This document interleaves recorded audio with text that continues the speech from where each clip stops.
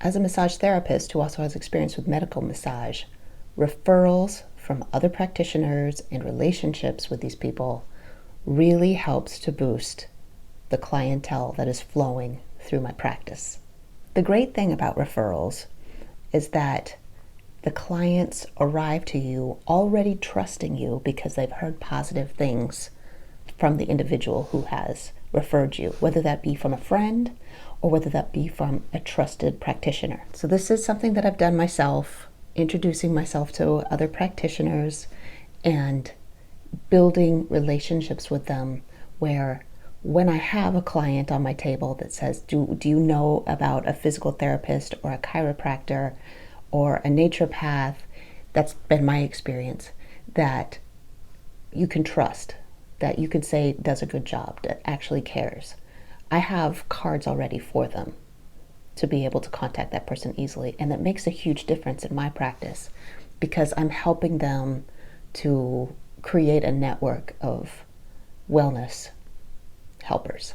And here's the other thing. When I worked at a clinic doing whiplash, accident injury, and work injury treatments, the way that that practice was sustainable to maintain a staff of 10 or a dozen massage therapists, enough to make for them to make a full-time living, they did this through creating those relationships with practitioners around town. So I've seen it in practice that there are ways to do it.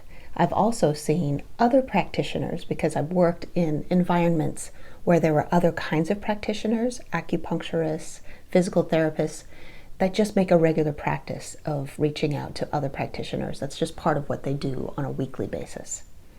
So if you want to know more about how to carry this out, stick around and watch the whole video. But first, I just want to let you know that this channel is brand new. It's called The Massage Intake. I'm Michelle, and this channel is all about massage therapist longevity, whether that be emotional, physical, or financial.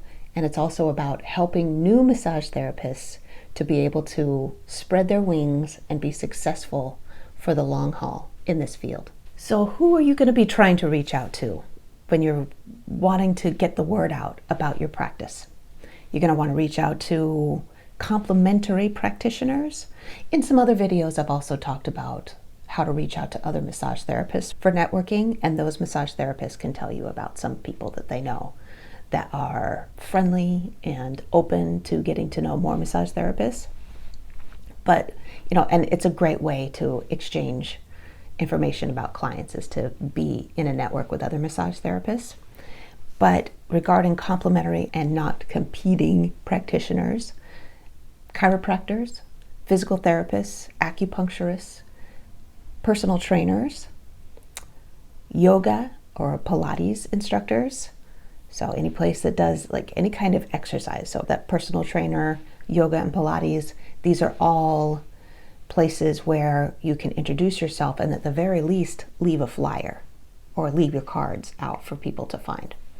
And then birth doulas and midwives, if you provide pregnancy or prenatal massage, naturopathic doctors and physicians that deal with chronic pain issues in particular and post-surgical kinds of situations. So regarding physicians, a lot of the time physicians will be in a network or a practicing group. So in that case, you'll want to reach out to the group. And I have some ideas that go along with that, because that can seem like, they're these huge professional entities, and who am I as a massage therapist to reach out and let them know that I'm accepting clients? But I have a really great idea for you to share. So how to make that first contact. So I've seen lots of different approaches, and it all depends on what kind of public face that practitioner has. So there's having a Facebook or an Instagram profile is something that your alternative specialties will have, your naturopaths, your private physical therapists, your acupuncturists.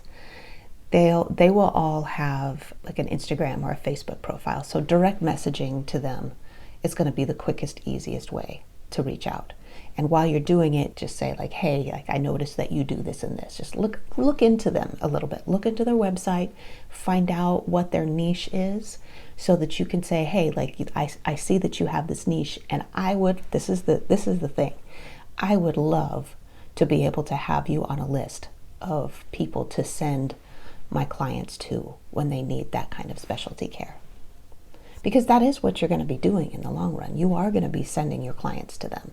This isn't you begging them for their attention and for their referral.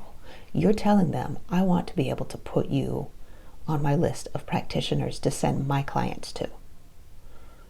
Because that's what you do. You will need it when you have clients. Even if you're working for somebody else, your clients are going to be asking about that. So for a long time when I first started and I was working for a clinic, people would ask me, do you know of a physical therapist that I could go to? I'd be like, ask the front desk, they have cards. I couldn't say myself because I hadn't done that research. I didn't see why I should need to yet, but now I see. Because being knowledgeable makes it easier to go out on your own. Anyway, I digress. Now, for your practitioners that don't have as much of a social media presence, it's really good to just write a letter. A good old-fashioned, typed out, printed letter. I forgot to mention at the beginning of this that I actually have a document that you can go to. The link is in the description and in the pinned comment below. Scripts for you. So make sure and get those so that you can know what to write. All you have to do is switch out the name of the practice or the name of the practitioner and add in some little details about what you noticed is unique about their practice, and just put your name on it and send it out. You have it all outlined for you, what to write. When you're sending your messages, whether they be direct messages or letters, keep it short. Making it longer doesn't make it more attractive for your very busy practitioners to sit and read. Even if it's a full-page letter and you're only writing one paragraph, that's okay. Just keep it short and sweet. I'd love to meet with you. Your practice looks really interesting for these reasons, and I want to be able to say that I've met you when I refer my clients to you. So just have all you need is a 15-minute meeting. So that's what I've done with practitioners in the past. When you're trying to get these practitioners' attention, this is a very, very important thing to know. There is a legal precedent about someone marketing to physicians or healthcare workers where you can't give away anything for free. And it was set in place by pharmaceutical companies that were giving physicians money or giving them freebies for prescribing these particular medications to their clients. And it was found to be illegal, immoral, right? So that's why it's not legal to give anything for free to your physicians, like when it comes to individuals. You can't say, here's a gift certificate. I want to give you a gift certificate for a free massage with me. But what you can do is say, I would love to have you on my table to give you a massage, and these are my rates. But what the clinic that I worked for did was they offered the office, not the physician, they offered the office free chair massages. So on a regular basis, we would take turns rotating around different medical practices, offices, just spending the day giving free chair massages to the staff. So that would be your receptionists, your nurses, and your medical assistants, because they need it. They need it, right? So just be like, I'd love to offer free chair massages for your staff just so that they can see what kind of practice I have.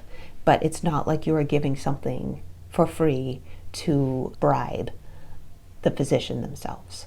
But what ends up happening is that you really stick in their heads, because when you reach out to a larger practice, you're reaching out to their head receptionist. You're not reaching out to the physician personally when you're reaching out to like the big practice or to the hospital system. what ended up happening whenever I would do these free chair massages as a representative of the clinic is often I'd pick up personal private clients that were like, I'll pay you cash. I want to come in and see you. And it wasn't the physicians themselves, it was the staff. And they put in a good word for you. Offering free chair massages for the staff is a really good way. And it's not like you're inviting somebody to get a free massage in your room. So a little bit more about what to include in your letter or your direct message to a practitioner would be start with your name and that you're a licensed massage therapist. Just get that out of the way so they know who they're corresponding with, right? Then briefly mention any kind of specialties that you have and how that, anything that would make sense with the kind of practice and specialties they have to make that connection. And your main modalities. You don't need to list everything you do, just enough to give them a sense of your work. Mention any kind of insurance coverage that you accept if you do. Specifically, if you're reaching out to physicians, that you take personal injury protection for auto insurance, because they do get people that have just gotten into an accident that aren't aware that I was in a terrible accident before I became a massage therapist. I was in a terrible accident and I had no idea that I could have gotten free massages out of it because of my insurance coverage. That would have been nice. So make sure that when you're reaching out, I accept personal injury protection for auto insurance when you have a patient that's just been in an accident, or whether or not you accept any kind of workers' comp. A lot of practitioners are specifically looking for massage therapists who can take insurance referrals, because there are a lot of practitioners out there, but not all of them take insurance. So if you do, if you've set that up for yourself, that's the benefit of having those insurance coverages set up. Mention your pricing if you only take private pay. And then last thing, mention that you'd love to meet them in person sometime so that you can talk in person about what you have to offer to each other. It really helps to log in who you are with each other, that relationship, that friendship, so that they will remember you in the long run. Just having somebody introduce themselves, they read the letter, they're like, huh, and then they set it aside. That's not enough to really set it in their minds. So make sure and ask if you could just meet them for a few minutes. Just take just a few minutes of their time for an introduction and an exchange of business cards. And then finally, just make sure and in your introduction, throw in that it is more about you finding out who they are and wanting to have somebody to refer your clients to than it is about them referring their clients to you. You just want to make sure that you mention what you do and not so much about asking, will you send your clients to me? These are the things I do. These are my modalities. These are my specialties. And be confident about it. Give them your business card or a little stack of your business cards just in case. Just in case anybody wants this kind of work. I have these cards here, but I need your cards so that I can refer my clients to you. Now, occasional check-ins, like sharing an update or a useful resource, keeps you on their radar. When you've clicked with other practitioners, and don't think that doctors are the only ones that you're going to get good referrals from. You're going to get really great referrals from your average personal trainers or yoga instructors or your even brand new physical therapists. So just keep an open mind and make relationships with everybody. And check in with them. This is your network of people. There's no reason to be lonely and there's no reason to be bored being a private practitioner when you have that hustle to do. For example, when I worked at the clinic, we had an office manager, and part of her job description was to maintain a list of practitioners that she was in constant contact with, to offer free massages to their staff, or to just make sure, hey, I want to make sure that I have your contact information up to date so that I can send my clients over to you. So finally, this is something that you should just be doing on a weekly basis, giving yourself an hour to go through and list out new practitioners that you haven't contacted yet and send those notes or those letters to, and just checking in with those practitioners on a regular basis to make sure that their information is up to date. And make sure and get that document that's in the pinned comment and in the description below this video so that you can have some scripts that you can follow. Just make it as easy as possible. All you have to do is have that list ongoing, copy paste, make sure and put the right names in there. Copy paste, send it off, and watch the referrals come in. If this video was useful to you, make sure and give it a thumbs up, and make sure that you're subscribed to this channel if you want to be in the loop about these resources that I'm trying to provide for you as a massage therapist. I will see you guys in the next video.